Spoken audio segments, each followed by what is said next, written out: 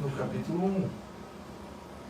Depois a gente vai ver vários outros capítulos, mas eu queria ler este capítulo 1.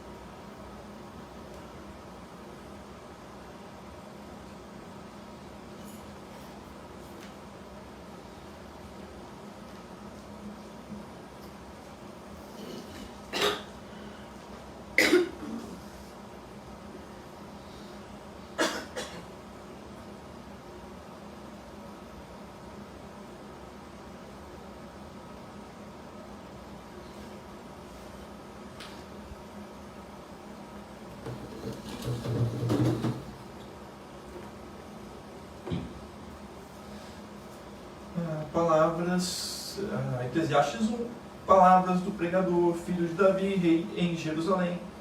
Vaidade de vaidades, diz o pregador, vaidade de vaidades, é tudo vaidade. Que vantagem tem o homem de todo o seu trabalho, que ele faz debaixo do sol? Uma geração vai e outra vem, mas a terra para sempre permanece. E nasce o sol, e põe-se o sol. Nasce o sol e põe-se o sol e volta ao seu lugar de onde nasceu. O vento vai para o sul e faz o seu giro para o norte. Continuamente vai girando o vento e volta fazendo os seus circuitos. Todos os ribeiros vão para o mar e, contudo, o mar não se enche. Para o lugar para onde os ribeiros vão, para aí tornam eles aí. Todas essas coisas se cansam tanto que ninguém o pode declarar. Os olhos não se fartam de ver, nem os ouvidos de ouvir. O que foi, isso é o que há de ser, e o que se fez, isso se tornará a fazer, de modo que nada há novo debaixo do sol. Há alguma coisa de que se possa dizer, ver, isso é novo? Já foi nos séculos passados, que foram antes de nós. Já não há lembrança das coisas que precederam e das coisas que hão de ser também delas. Não haverá lembrança nos que hão de vir depois. Eu, o pregador, fui rei sobre Israel e Jerusalém e apliquei o meu coração a esquadrinhar e a informar-me com sabedoria de tudo quanto sucede debaixo do céu. Essa enfadonha ocupação deu Deus aos filhos dos homens para nela os exercitar. Atentei para todas as obras que se fazem debaixo do sol, e eis que tudo era vaidade e aflição de espírito. Aquilo que é torto não se pode endireitar, aquilo que falta não pode ser calculado. Falei eu com o meu coração, dizendo, eis que eu me engrandeci e sobrepujei em sabedoria a todos os que houve antes de mim, e em Jerusalém. Na verdade, o meu coração contemplou abundantemente a sabedoria e a ciência, e apliquei o meu coração a conhecer a sabedoria e a conhecer os desvarios e as loucuras, e vim a saber que também isso era aflição de espírito, porque na muita sabedoria há muito enfado, e o que o aumenta em ciência aumenta em trabalho. Vamos orar mais uma vez. Pai, fale conosco através da Tua Palavra. Usa-me conforme o Teu querer, segundo o Teu Espírito, é o que eu te peço e já te agradeço em nome do Senhor Jesus. Amém. E a gente vê aqui, logo no início, o que o autor de Eclesiastes, ele começa, que será o tom do livro todo, e ele começa já falando dos circuitos cíclicos que há no mundo, e essa observação que ele faz, a gente pode observar também, de certa forma, é um nível de sabedoria, então a gente pode observar de certa forma o nosso próprio mundo, as coisas que vão e que voltam, na verdade, em pouco tempo de vida que nós temos, e a verdade é essa, porque ele está aí questionando este tempo de vida. Certamente já com uma idade avançada e próximo ou caminhando para a morte, o questionamento dele é qual o sentido da vida. Então, ao ler o livro novamente de Eclesiastes, o que eu pude tirar dele é que Deus, Ele é o Senhor do tempo. as coisas passam, tudo passa, e vai dizer o pregador, vai dizer o Kohelet, em hebraico, vai dizer o Eclesiastes, que o tempo passa, as coisas passam, e muitas coisas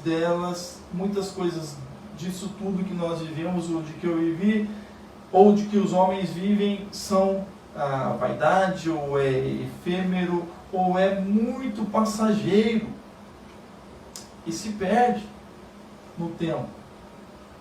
E aí fica justamente a questão que a Teresa trouxe aqui, muito, muito legal, né? Podemos questionar isso, mas não podemos ficar presos nisso, porque senão o tempo vai, de certa forma, passar, e o que de fato então nós vamos obter desta vida? Amém? Primeira coisa que a gente deve saber é justamente o que eu trouxe e quero trazer nessa noite, é que Deus é o Senhor do tempo. Por mais que façamos, por mais que o autor de Eclesiastes fez ali como um príncipe ou um rei em Israel, e ele vai listar muitas coisas que ele fez e que ele aproveitou a vida, e que muitas delas ele vai dizer: isso foi vaidade, isso foi aflição de espírito, isso foi correr atrás do vento, isso não tem sentido ou não teve sentido, isso foi como uma fumaça e que foi evanescente. Mas ao final de tudo isso, ele vai concluir que Deus de fato é o Senhor do tempo. Então devemos concluir isso também, porque nele está todas as coisas. Então nós temos, logo no início ali do livro, nos seus inícios, ele vai dizer que há tempos e propósitos para tudo. Então, na nossa vida, neste mundo, há tempos e propósitos. E o primeiro deles a gente vai ver logo mais, mas ele vai dizer que tudo tem o seu tempo determinado, e há tempo para todo propósito debaixo do céu. De fato, há coisas que nós planejamos, mas nem sempre as realizamos, não é verdade? Mas algumas coisas têm o seu tempo predeterminado. Não determinado como talvez ele está colocando aqui, ou determinado como um dia, que vai ser esse dia, ou uma determinação tão rigorosa assim. Mas há coisas que têm, ou que têm os seus tempos determinados e propósitos determinados. E só na observação da vida nós entendemos isso e o que ele coloca. Para quê? Para que tudo isso? Para que a gente comece a ver a vida justamente com outros olhos. Quantas pessoas hoje,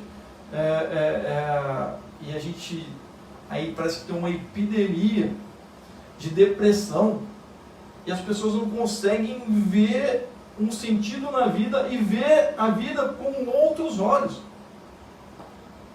ou ver as coisas que rodeiam a sua vida, mas parece que há um não sentido de vida, quando há tantas coisas que podem haver sentido na sua própria vida, não é verdade?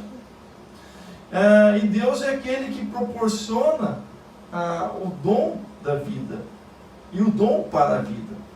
Então há tempos e propósitos, e o primeiro que ele coloca aqui, neste tempo e propósito, no qual Deus fez desde o início dos tempos, é o tempo de nascer e o tempo de morrer. Embora isso seja muito duro ou difícil, pelo menos para a nossa cultura, onde, de certa forma, há culturas que não veem dessa forma tão horrível a morte. Mas a nossa cultura ocidental já tem na morte algo que é tão terrível. E quando o pregador ele coloca isso, certamente numa idade avançada, ele vai estar fazendo uma observação que não somente na vida humana, mas o ciclo de vida natural.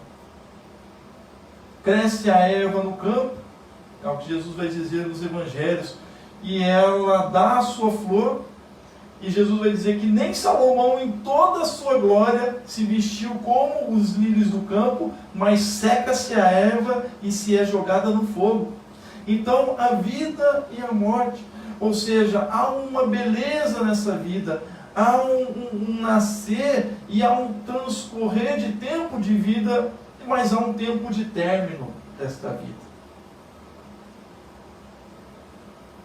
Então isso é importante que a gente veja isso e veja como um lado positivo, de certa forma, no sentido do ciclo da vida. É muito difícil a gente querer entender porque uma vida jovem ou tão nova foi ceifada muitas vezes tão cedo, ou como vidas, como na tragédia de Brumadinho, foram ceifadas. Não entrando nas polêmicas aqui, temos a questão humana por trás disso, né, da barragem lá e toda essa questão, mas o fato é que há um ciclo de vida, onde há um tempo de nascer e um tempo de morrer. Então, isso é a primeira coisa ou uma das primeiras coisas que nos damos conta quando nos entendemos como seres humanos. Não é verdade? Quando crianças. E o medo de perdermos os nossos pais, como um exemplo, de como nós entendemos e já na tenridade que há a possibilidade da perda, e a perda com a morte, que é algo, e talvez o terrível dela é justamente algo que é irreparável, no sentido de volta daquela pessoa amada, daquela pessoa que contribuiu para a sociedade, daquela pessoa que então nos fez tanto bem, enfim. Em segundo, ele coloca então, no meio disso tudo, entre a vida e a morte, há muitas coisas, não é verdade? E nós estamos aqui porque aqueles que vieram antes de nós construíram e vieram construindo algo para que nós estivéssemos aqui hoje, sejam de imediato os nossos pais, ou os pais dos nossos pais, mas outros que vieram antes de nós, os pais dos nossos pais, e toda uma geração e toda uma sociedade, uma civilização que vieram construindo para que hoje nós estivéssemos vivendo essa vida, e muitas vezes com um maior conforto, não é verdade? Algo que proporcionasse também uma longevidade para nós, para que aproveitássemos a vida também aqui. Então, colocando na ótica do livro de Eclesiastes, isso é bom, e isso tem o seu valor, mas apesar disso ele vai falar assim, olha, para o ser humano e para aquele que faz, porque eu fiz muitas dessas coisas, efêmero, acaba ao final não tendo muito sentido, no sentido de uma satisfação maior. Há uma falta, e ele vai dizer, lá no início nós vimos, mas há o trabalho e a produção, tempo de plantar, tempo de arrancar, e isso move, deve nos mover.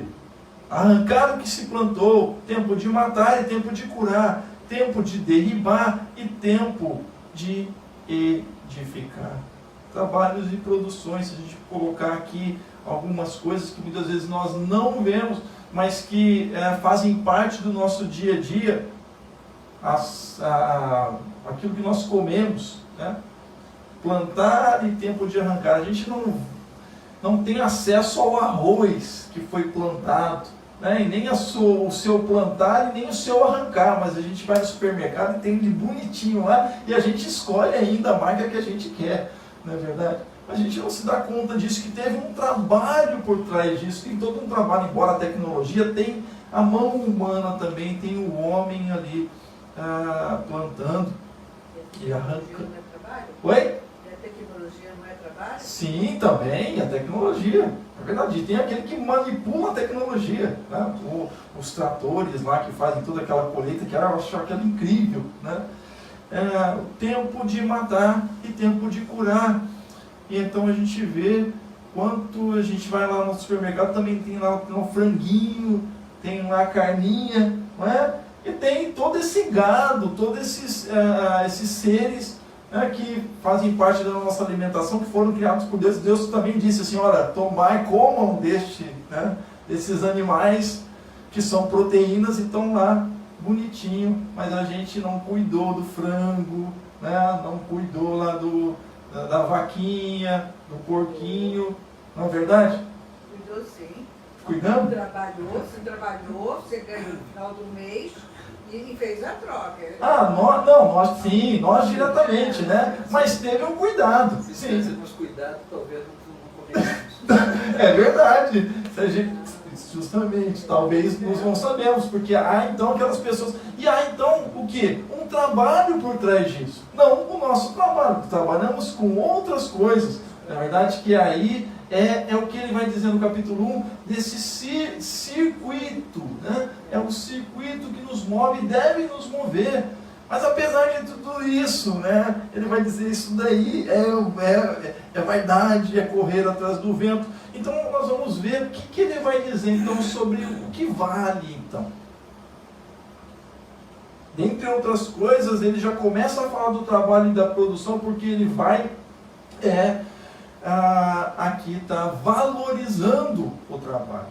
Apesar de ele colocar lá que Deus deu para a gente trabalho, né? E o trabalho é árduo, desde o Gênesis, quando Deus fala para Adão, né, para o primeiro homem lá, olha, agora que você saiu do jardim, agora você vai ter que cultivar a terra e você vai comer com o trabalho das suas mãos, com o suor. Então vai ser algo que vai ser penoso para você. Então, de certa forma, muitos trabalhos são gratificantes e são até prazerosos, mas têm as suas, de certa forma, as suas penalidades ou os seus pesares, porque é trabalho.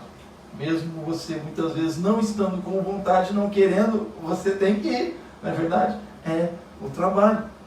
Então, também ele vai dizer que há um tempo nos relacionamentos, há um tempo de relacionamentos e contingências, ou seja, algo que acontece que a gente não tem poder sobre elas, mas que acontece. Contingências são coisas que acontecem na nossa vida. Tempo de chorar, tempo de rir, tempo de plantear e tempo de saltar. Então, sentimentos que temos durante a nossa vida. O choro pode durar a noite toda, mas a alegria vem pela manhã, diz o salmista. Tempo de espalhar pedras, tempo de ajuntar as pedras, tempo de abraçar, tempo de afastar-se de abraçar, tempo de buscar e tempo de perder, tempo de guardar e tempo de deitar fora, tempo de rasgar, tempo de costurar, tempo de estar calado e tempo de falar, tempo de amar e tempo de aborrecer, tempo de guerra e tempo de paz. Isso em âmbitos maiores, isso em âmbitos pessoais. Então nós podemos ver que a vida tem um recheio entre a vida, né, e a morte, que ele fala no início, tempo de vida e morte. Há um recheio muito vasto aí, que podemos e devemos realmente vivenciá-los. Eu falei na escola bíblica aqui do Nietzsche, né? O Nietzsche certamente gostava desses textos aqui do Eclesiastes, provavelmente porque ele falava da vontade de potência, ou seja, do viver humano com uma intensidade naquilo em que ele é formado. Então, quando ele coloca tempo de chorar, se é tempo de chorar, você vai chorar mesmo. Quando a gente vê na sociedade de hoje que a gente tem que estar, ou entre aspas, deve estar se rindo o tempo todo, que é alegria totalmente, e a vida não é feita de alegria. E Eclesiastes vai dizer justamente isso. Não, olha, há tempo de chorar. Ninguém fica fazendo selfie quando um ente querido, um parente querido parte. Quando se perde algo, ninguém vai ficar fazendo selfie disso, sorrindo. Não. Então, o que, ou do que nós somos de fato feitos por este Deus, né? Com os sentimentos humanos, amém? E que experimenta as coisas da vida. Então são relacionamentos e contingências com o mundo, com as pessoas, e estar ciente disso talvez na ótica do Eclesiastes, é a melhor coisa para que você consiga viver e viver melhor, não é verdade? Porque aborrecimentos nós sempre teremos, pedras sempre vai ter, tempo de espalhar pedras e tempos de ajuntar as pedras, né? Tempo de perder, tempo de buscar, tempo de guardar e tempo de deitar fora. Então, há muitos tempos nas nossas vidas, né? E pode ser que num momento você está vivendo um tempo agora, né? E que amanhã já passa a viver esse tempo tão rapidamente. A gente tem a necessidade, nós queremos que determinadas coisas perdurem, não é verdade? Determinados tempos perdurem. O tempo de riso, da alegria precisa ser assim, eterno, é só uma vontade, mas que não é sempre assim. Então, se dá conta disso, se dá conta que às vezes nós guardamos, mas às vezes nós temos que deitar fora ou mandar embora, né? Que há tempo de a gente buscar, mas há tempo de perder, né? Mas muitas vezes não queremos perder, a gente só quer buscar, só quer alcançar, mas há tempo de se perder também, há tempo de guerra e há tempo de paz. O que vem da mão de Deus, então? E ele chega à conclusão que nada há melhor para o homem do que comer, beber e fazer que a sua alma goze o bem do seu trabalho. No entanto, vi também que isto vem da mão de Deus, pois separado deste, quem pode comer ou quem pode alegrar-se? E isso aqui que ele fala é a única coisa que ele diz, que nisto não há, ele vai falar em outros momentos, está no capítulo 2 aqui, mas em outros capítulos ele vai falar sobre isso também, sobre o comer, beber e a desfrutar do trabalho das suas mãos, e que isso é bom, isso vem de Deus, e essa é a única coisa que ele não vai dizer que isso é vaidade. É a única coisa que ele... O restante ele vai dizer que tudo é vaidade. Mas você agradecer a Deus. E aí nós lembramos de Jesus, né? Quando ele vai ensinar a oração, né? Conhecida como oração do Pai Nosso. Ele diz o quê? Pai Nosso que estás nos céus, santificado seja o teu nome, né? Ou o vosso nome. E aí... qual é a primeira frase que ele faz? Agradecendo a Deus. Primeiro se refere a Deus como que está nos céus, né? Cujo nome é santo. E aí qual é a primeira coisa que Jesus faz? Fala depois disso. Primeiro agradecimento de Jesus. O pão nosso de cada dia nos dá hoje. Então Jesus agradece pelo pão, né?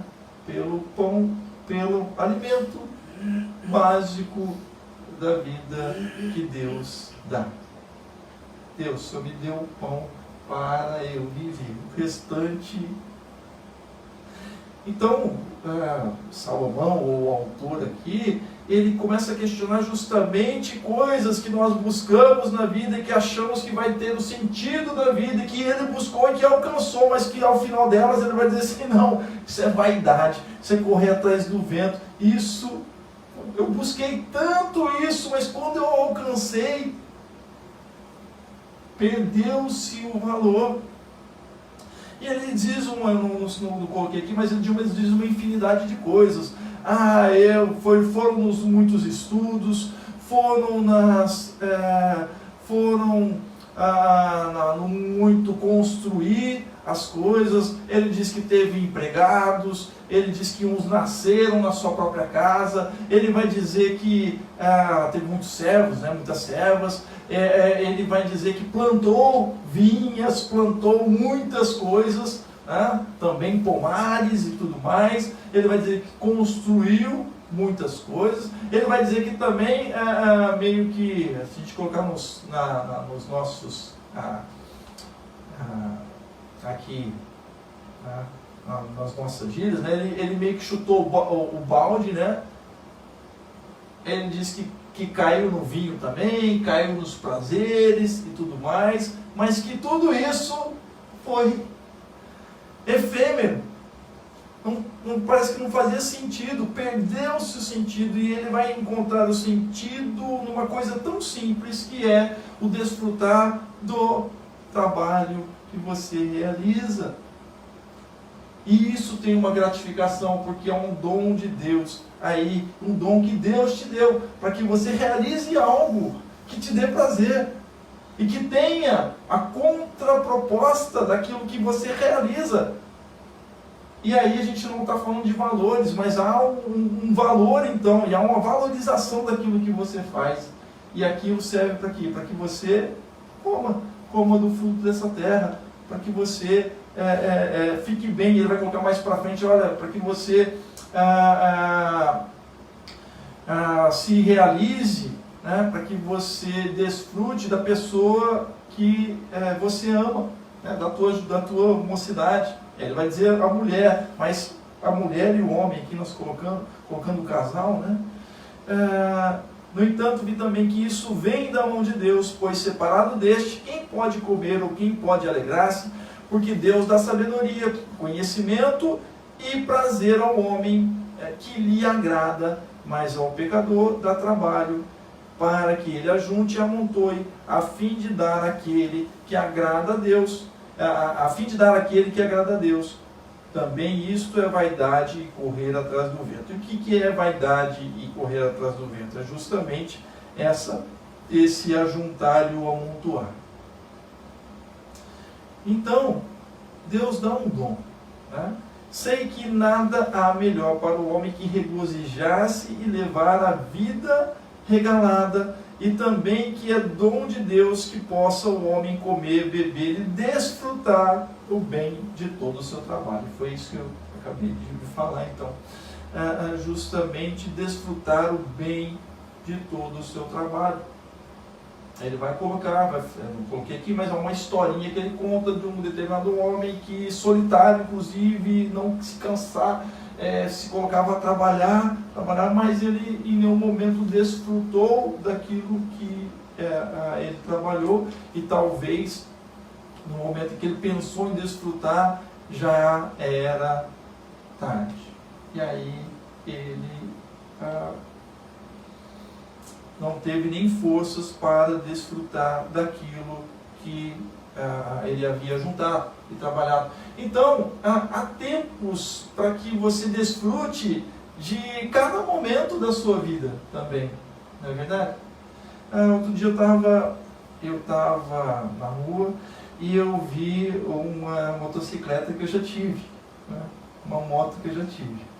E ela assim, eu não cheguei a andar tudo isso, mas ela andava lá 300 por hora. Então, foi legal, eu gosto de motocicleta e foi legal, eu tenho a moto naquele momento. Mas depois chegou um momento que eu já não tinha mais uma segurança, não era nem pela questão até a questão da violência, do roubo, tudo mais, que eu tinha sido roubado uma vez e tal. Mas foi a questão de que eu já não tinha mais o controle daquela máquina, não dava mais, já estava ficando ali com os meus reflexos, né, que não dava para ter aquela motocicleta. Então, tá bom, agora é o momento de que eu vou deixar ela lá como, né, um prêmio, etc. Não, passa para frente, agora estou com uma motoquinha que é mais tranquila. Eu acho que essa que você não comprou, o Everton acabou de comprar. Comprou uma de 1000 cilindradas? 1000 cilindradas. Rapaz, eu com 40 e poucos, eu falei, já não dá mais. 1.200 cilindradas. Sinceramente, eu só faleci, sabe, só... Quantos anos você tem? tem? Mas tudo bem, até os 43, dependendo. Nem procurei saber, porque... Não, mas amém, olha só. Deus vai guardar, fica tranquilo, amém, que Deus me guardou bem, Deus guarda a gente, sabe? Só não pode querer andar 300 por hora. A filha vai dar juízo a ele. Amém, aqui ó, dona Neide. Mas não foi com essa não, foi com a que eu estou agora. Mas, enfim, contingência da vida, né? Contingência da vida. Mas o que é realmente o dom que Deus dá é justamente desfrutar. E podemos desfrutar, mas desfrutar com sabedoria. É verdade, né? Por isso que ele vai dizer da sabedoria e a importância da sabedoria. E ele vai falar que, lá no início, nós lemos o primeiro capítulo, por isso que eu queria que nós lêssemos, que ele vai falar assim, olha, eu me empreendi para compreender tanto a sabedoria como a loucura, como a estultícia, né? Como a tolice e a loucura. E ele vai dizer que os loucos acabam indo embora mais cedo. Então, é bom que a gente tenha sabedoria. E a gente vai adquirindo essa sabedoria também com a vida. Amém? E Deus nos ajuda a compreender essas coisas. Então, que muitas vezes é melhor você estar bem e regozijar-se realmente, comer bem, beber bem, passear, estar feliz com aquilo que Deus coloca na sua vida. Amém? E que algumas coisas realmente teve um momento. A minha moto só teve um momento, mas está bom. O restante é vaidade. E era vaidade, né? Não deixa de ser, né? Vaidade. Oh, eu tenho uma moto assim. É vaidade. Né? Correr atrás do vento. Então, qual é a recompensa do homem? Pelo que vi, não haver coisa melhor do que alegrar-se o homem nas suas obras. Porque essa é a sua recompensa. Quem o fará voltar para ver o que será depois dele? Amém? O que você fez, alegre-se. Né? Amém? É o teu trabalho. Ficou. A gente tem que entender que o tempo é de Deus. Deus é o Senhor do tempo. E se temos Ele na nossa vida, amém. Glória a Deus, Ele vai nos acompanhando no nosso tempo de vida. Amém? Nos dando alegria e estando conosco nas nossas tristezas. Lembra-te do teu Criador nos dias da tua mocidade, antes que venham os maus dias e cheguem os anos dos quais venhas a dizer, não tenho neles contentamento. Eu sinceramente falo para vocês, irmãos, eu me converti com 12 anos de idade, mas antes disso eu já era levado para a igreja com 6 anos de idade, e eu louvo a Deus porque eu me converti com 12 anos e eu não me arrependo de nada de estar na presença do Senhor. Amém? De ter deixado muitas outras coisas para estar na presença do Senhor. Então eu me alegro. Então, claro que esses anos vão chegando também. Eu falo para a Teresa, Jorge, eu estou ficando velho, já não aguento fazer determinadas coisas, mas eu louvo a Deus. Estava falando com ela outro dia, eu falei assim, olha, lembrando que com 15 anos de idade eu estava, eu não sei o que nós falamos, negócio de 15 anos, com 15 anos de idade eu estava dentro da boate distribuindo folhetinhos de Jesus. Eu fazia parte de um grupo de evangelismo da igreja que eu participava, liderado por um pastor, e o pastor então dava um aval lá para mim, estava com o pessoal, então eu entrava junto com o grupo, chamado Grupo Resgate, esse pastor já está na glória, né? E aí nós entregávamos um panfletinho, aqueles folhetinhos, né, de Jesus, falando de Jesus te amo para as pessoas. Eu lembro que uma jovem falou uma vez para mim assim, falando, nossa, tão bonitinho e tão perdido aqui. Eu falei, não, eu estou achada por Jesus. E foi uma bênção. Então, sim, você estava lembrando que na nossa juventude que a gente aguentava mais coisas, né? Mais tempo. Então eu chegava em casa de madrugada, a gente depois saía para distribuir o leite, né? Esse pastor gostava muito disso, fazer isso no trabalho é um senhor, né? A gente distribuía pão e leite para os mendigos, né? Assim, pessoas de rua, não eram mendigos, porque muitos deles, na minha cidade, é uma cidade assim, central para a região. Então, outras cidades menores vinham para lá para buscar, muitas pessoas de outras cidades menores vinham para lá para buscar emprego. Só que eles vinham no final de semana, para na segunda-feira estarem procurando emprego. Só que eram pessoas que não tinham condições, muitas vezes, para poder pagar um lugar para dormir. Então, elas dormiam na rua. Então, nós nos deparamos com muitas pessoas assim. Tinham pessoas que eram moradores de rua mesmo, né? Com muitas histórias, inclusive. Mas tinham aqueles que agradeciam a gente, olha, poxa, muito obrigado, porque a refeição que a gente está tendo, eu estou tendo agora, eu estou aqui, eu sou da cidade, uma cidade próxima, e eu só tinha o dinheiro da passagem, eu vou trabalhar, às vezes trabalhava na construção, eu trabalhava em algum local, eu vou trabalhar, buscar um trabalho, e eu estou tendo a primeira refeição aqui, essa refeição aqui, que era um pão, era simples, era um pão com leite com café. Então, os tempos para tudo, né? Vaidade, vaidade, diz o pregador, tudo é vaidade. Deus se agrada de quem se agrada dele. Isso é uma coisa que reforça aquela minha teologia que diz que Deus, ele quer estar com quem quer estar com ele. Amém?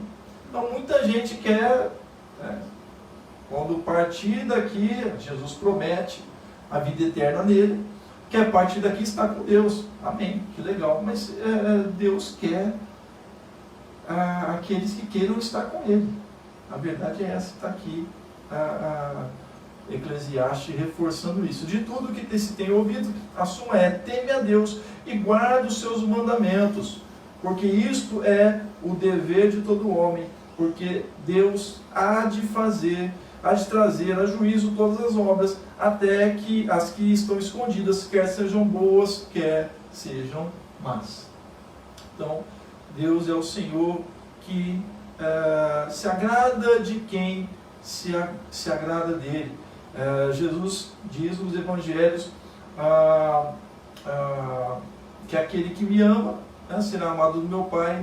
Aquele que tem os meus mandamentos e os guarda, este é o que me ama. E aquele que me ama será amado do meu Pai, e eu também o amarei e me manifestarei a ele. Então, Deus se agrada de quem se agrada dele. Por isso, teme a Deus, né? E o que resta para nós nessa vida é o temor de Deus. Temer a Deus é um gesto de humildade, em primeiro lugar. De tudo o que se tem ouvido, a suma teme a Deus. E, é o mesmo versículo, e guarda os seus mandamentos. Amém? Então, temos o Senhor, se agrade dele. Ele é o Senhor do tempo. Quando então o autor de Eclesiastes chega ao final e à conclusão, e essa suma, aí olha, na sua vida, tenha temor de Deus, tenha temor do Senhor, porque Ele olha por aqueles que o temem, Ele o livra, vai dizer o salmista, Ele os guarda na sua trajetória de vida. Contingências acontecem, as coisas acontecem. Podemos rir, podemos chorar, mas Deus, que é o Senhor do tempo, está acima de todos nós. E Ele cuida daqueles que se agradam dEle, Ele cuida daqueles que o amam, daqueles que o buscam a sua face. Então, se alegre. Amém. Se alegre naquilo que Deus coloca nas suas mãos. Mas lembre-se sempre do Senhor, do seu Criador, não só nos dias da sua mocidade, não é verdade? Mas nos dias que você passa da sua velhice, né? da nossa velhice. E certamente o Senhor vai nos dar, e tem nos dado, realmente nele contentamento. Amém? Feche seus olhos, vamos orar ao Senhor neste momento. Pai, nós te agradecemos, ó Deus, porque Tu és este Deus maravilhoso, Senhor, que criou os céus e a terra e todas essas coisas que há no mundo, Pai.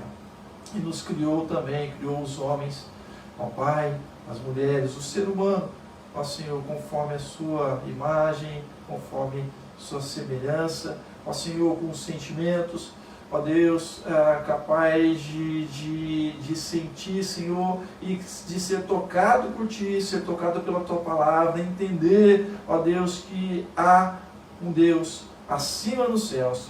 Tu, Senhor, enviaste o Teu próprio Filho para realizar uma obra, Senhor, tão maravilhosa, que nos trouxe a salvação e nos trouxe, Senhor, um conhecimento maior do Senhor, ó Deus, através do Seu Espírito Santo, que em nós habita, através de Jesus. Então, Senhor, nos fazer não somente compreender que há o Senhor nos céus, ó Deus, mas que é o Senhor que age na vida daqueles que Te amam e creem no Senhor aqui nesta terra.